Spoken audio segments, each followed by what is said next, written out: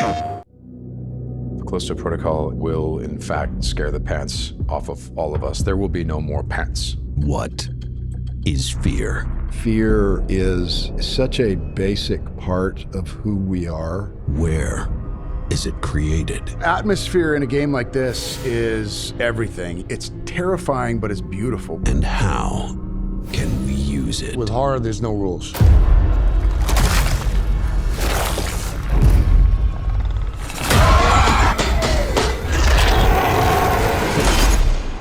Glen Schofield and the developers of the Callisto Protocol invite you to join them and some very special icons of horror. I think it goes back to the earliest times around a campfire. The perfect horror experience is something that scares the piss out of me. Think of it as a roller coaster. I want it to make me feel things. I want it to startle me. They're all magic tricks. That's what we're doing in the movies. As they discuss crafting the perfect horror experience. The 5 tenets of horror for the Callisto Protocol are brutality, atmosphere, tension, helplessness, and humanity. The Callisto Protocol is mastering horror.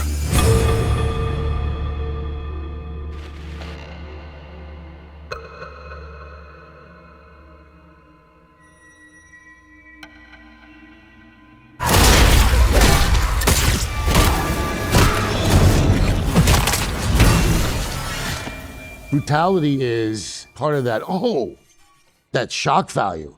And shock is just one of the emotions of horror, right? And so I kind of look for those to affect people a little bit.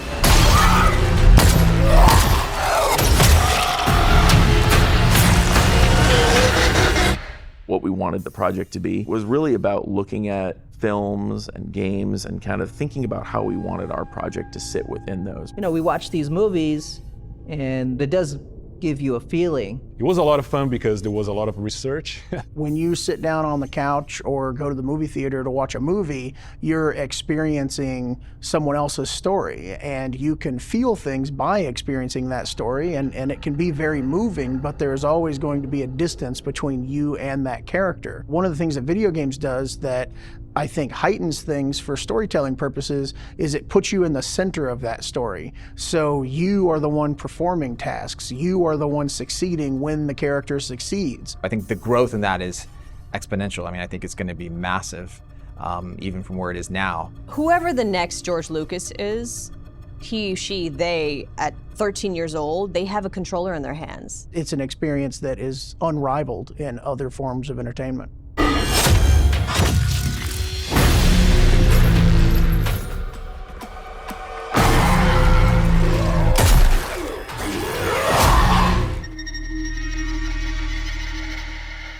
There are two movies, Hostel and Martyrs, in which there was a scene in each one that were so brutal that it affected me. Like for a couple of weeks, I'm like, oh, gee, you know, just thinking about it, I'm like, man, that was really brutal. The concept of brutality is, well, it's certainly useful. Brutality is a very specific kind of trauma. It is usually senseless. It usually has a visceral, almost excessive amount of violence to it. They don't pull punches at all in this game, and I was like, whoa, Glenn, Scott, Chris, you guys are crazy. We wanted to get to something that felt very raw, very real for the player, and that's a fantastic tool for really sort of cutting through the noise in some respects, for connecting with people and evoking that kind of almost like lizard brain reaction of terror and fear to what's happening on screen.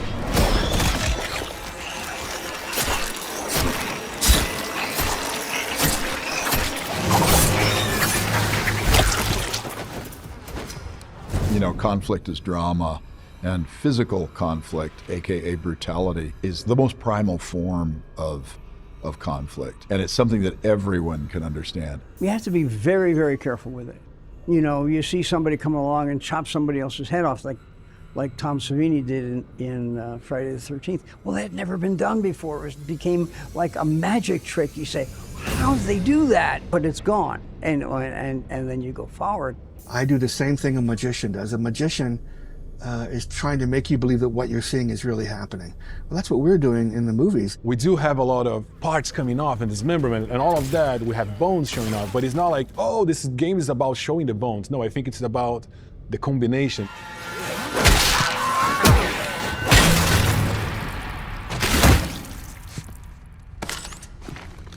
This is really about survivorship. I've got a bone up. I actually have to match that level of violence. I have to become offensive. It also so crosses a line from civilized behavior that it lets you know that in this story, this is the world we are in now. You know, you really have to put your characters through the ringer in horror. If you have a guy trying to get from point A to point B, you know, that's a story. You can have conflicts happen along the way. If he's got a broken leg and his bones hanging out, story's about 10 times more interesting, to me at least. I'm just trying to give you a chance at rebirth.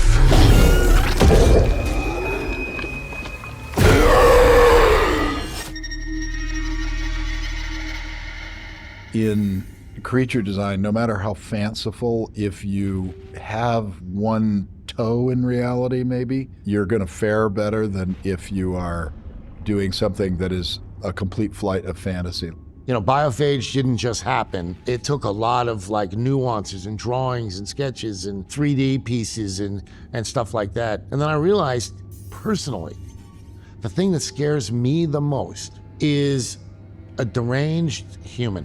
When you make a character that is 2 arms, 2 legs, a head, 2 eyes, you're building familiarity into it. Does that make it more or less scary? There is something a lot more terrifying about being able to look at a creature, seeing that there's a human, relatable side, right? That could be me.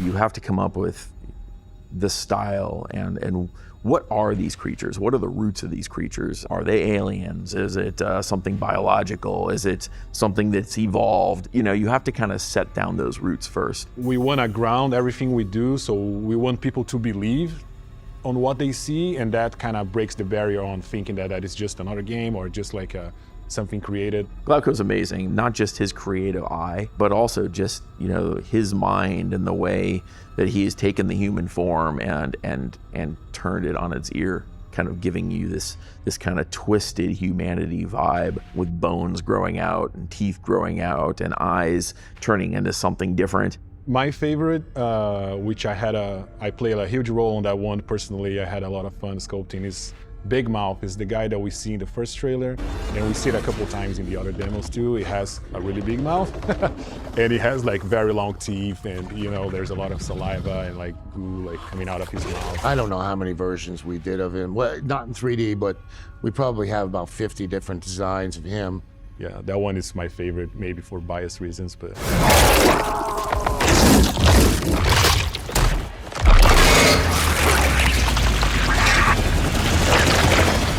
We wanted a 2-head that was split in half right from the very beginning, and those are still there. There are some other ones that we haven't revealed yet that are really, really exciting too. That I can't wait for the players to see it.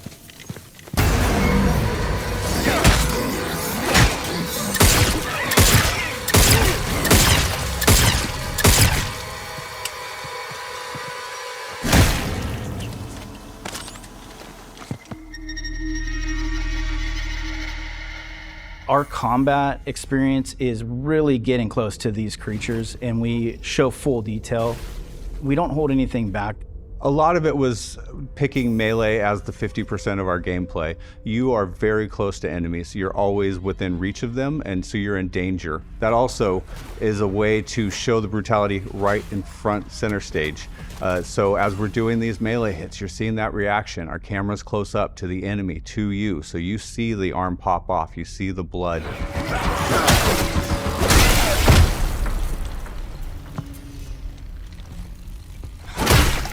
Our gore system plays a big role in showcasing brutality. It's basically a system that scales through enemies, through environmental hazards, and basically allows the enemies to get dismembered, to spawn blood, to have the deaths. Like if I hit someone with a bat, stun baton, like how's that arm gonna fall? If I shoot him in the head, like is it going to explode? We have a lot of tools built into the system that we can, you know, achieve all of these different things. Oh shit! That's the direction that we wanted to take. So in that vein, we just went to the supermarket and we were buying a bunch of different types of meat. Something with more fresh, more red, something with more fascia. Fascia is the tissue that covers muscles. We've worked very closely with Jorge throughout the process. He's so passionate. What he did was he bought a light box and then he put the chicken breast on the light box and it's actually measuring lighting values, physical lighting values from it. We bring the meat into here, into the studio. We place them on a light rig and we just make the lights spin. And we basically have an image for every single light direction. And that allows us to understand how this tissue is reacting to light. So we can understand how to actually replicate that in the game. His passion and dedication I have not seen anywhere else. So we went to actually pierce our finger a little bit to get some blood in there. And then we actually recorded how the blood will change over time to understand all the range of colors that blood can have, from very fresh to, you know, how it looks like after 45, 1 hour. And we have that, we made that available for artists as reference. Jorge has definitely pushed a lot of boundaries when it comes to, you know, fidelity and visual improvements. He is a spectacular engineer.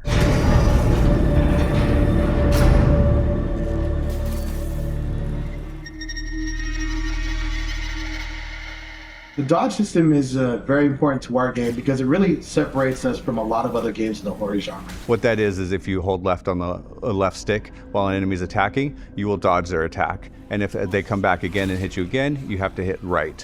If you don't have the rhythm right, then you will get hit. The other thing it allows us is our AI is relentless. They will not stop coming for you. So if you shot them in the legs, you blew off both their legs, well, that doesn't mean they're dead. Now they're crawling at you. And if they're crawling coming at you, if you can't shoot them, well, hit them on top of the head. Boom! So we are building this world like full of fear, full of horror, and then when you fight an enemy, you get a satisfaction of like ripping off the enemy's head. It's just really trying to enhance that they are very brutal with you. You can be brutal with them, but they will be brutal back. It shows consequence, right? You don't only see the threat, you can really understand what's gonna happen if that's gonna be reaching to you and it's gonna be defeating you. And that's where we have a lot of fun because we want the player to feel like, oh man, like, did I just die like that? Like, oh, this is horrible, and like, this is so disgusting. We've got some real cool death scenes for Jacob, really special.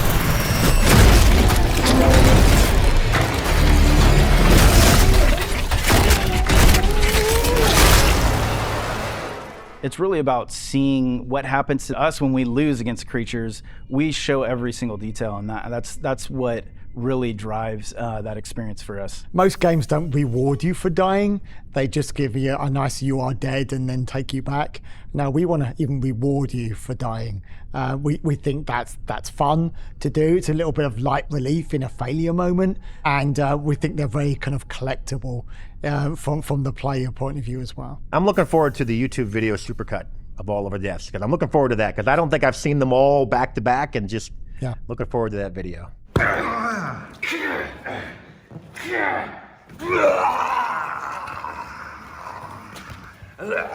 One more.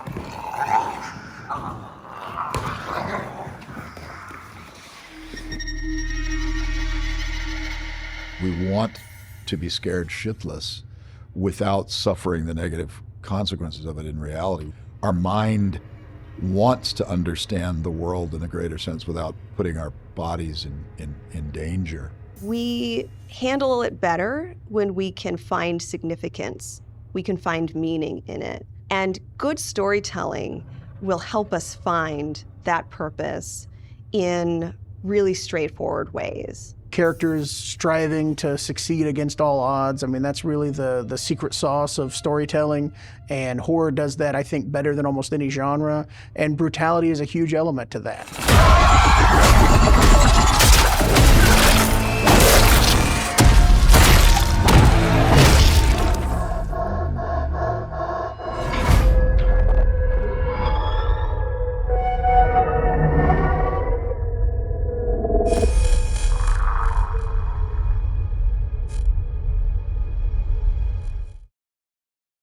现生活。